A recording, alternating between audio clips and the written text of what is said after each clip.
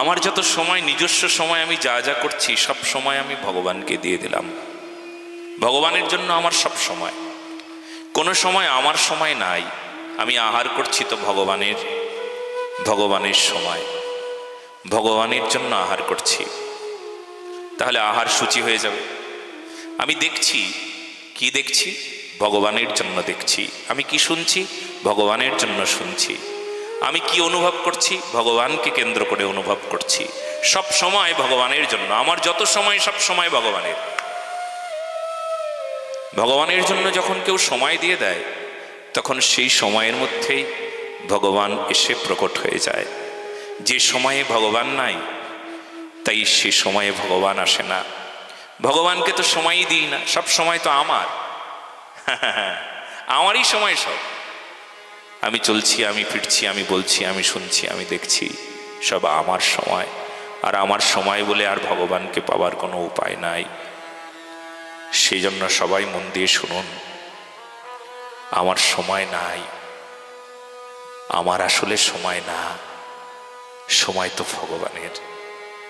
আমি কি করে আমার সময় বলতে পারি বলুন তো দেখি? ভগবান কৃপা করে আমাকে এই নিঃশ্বাস প্রশ্বাস দিয়েছেন, এ তো আমার না। তবুও কখনো কখনো বলি আমার শরীর, আমার নিঃশ্বাস, আমার প্রশ্বাস।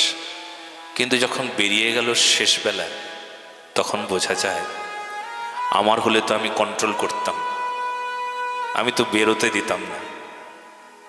তার মানে সময়ও আমার না, অথচ ভগবান আমাকে সময় দিয়ে রেখেছেন। এই দেখো, এখন সময় আছে, মৃত্যুর আগ পর্যন্ত সময়। কিন্তু কোন সময়টা আমি বিশুদ্ধভাবে ভগবানকে দিই বলতে পারো? কেউ বলো তো, কোন সময়টা ভগবানকে দিলে তুমি? দিলে যদি ভগবানের স্মরণ হয়, তবে বিশুদ্ধভাবে স্মরণ বন্ধন হচ্ছে না।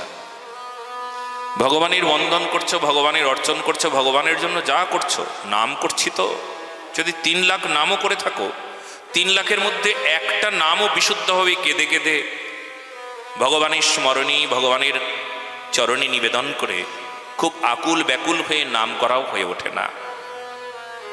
সেখানেও অহংকার থাকে, মদমত্ততা থাকে, আমিত্ব থাকে, আমি আমার বোধ থাকে, সেখানে নানা প্রকার ভাবনা থাকে। সেই ভাবনায় আসক্তিগুলোও এসে জায়গা নেয়, নোংরা করে দেয় আমার মনকে, আমার বুদ্ধিকে। ভজন হয়ে যায় কুলুষিত, ভজনকে করে দেয় নোংরা। নাম করছি কিন্তু আসক্তি তো গেল না। হরির নাম করছি কিন্তু আমার মন আসক্তিতে ভরা, লোভে ভরা, পাপে ভরা, মোহে ভরা। কাজে নাম করবার সময়ও সেই নামের স্মরণ বিশুদ্ধভাবে হচ্ছে না। কি লজ্জার ব্যাপার, কি যন্ত্রণার ব্যাপার। এই জন্য ভগবান আসেন না, নয়তো ভগবান আসতেন, আজও আসতেন ভগবান।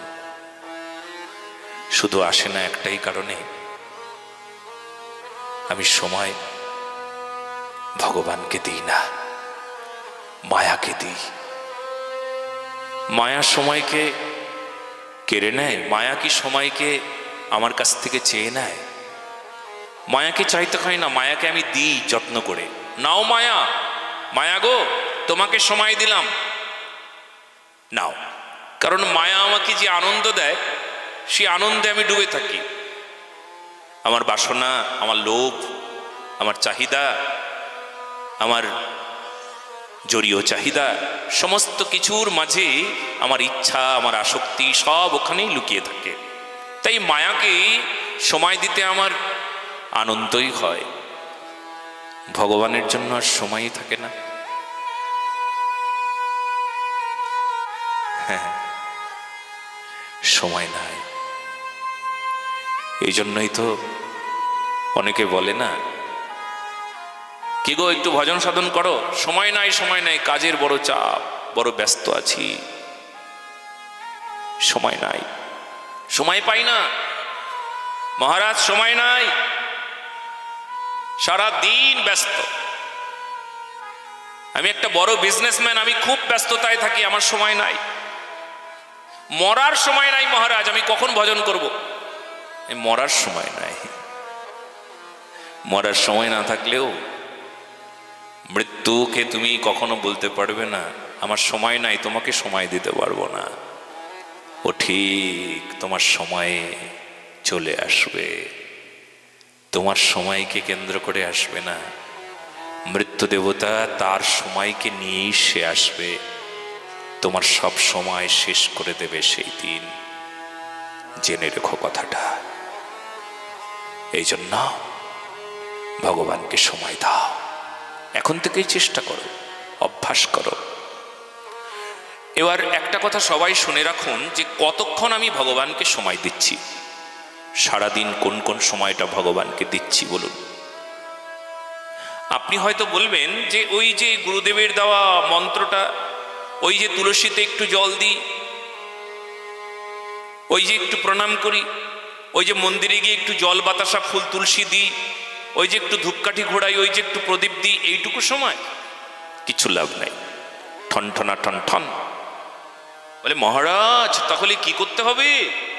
এইটুকু সময় না? বলে না, মনেই সদা সর্বদা সব সময়, এমন কোনো সময় নাই যে সময়টা ভগবানকে না দিলে চলবে। সদা সর্বদাই ভগবানকে সময় দিতে হবে। বলে কি করে হবে? বলে রান্না করছো, তখনও ভগবানের স্মরণ। উঠোন ঝাড়ছো, তখনও ভগবানকে স্মরণ।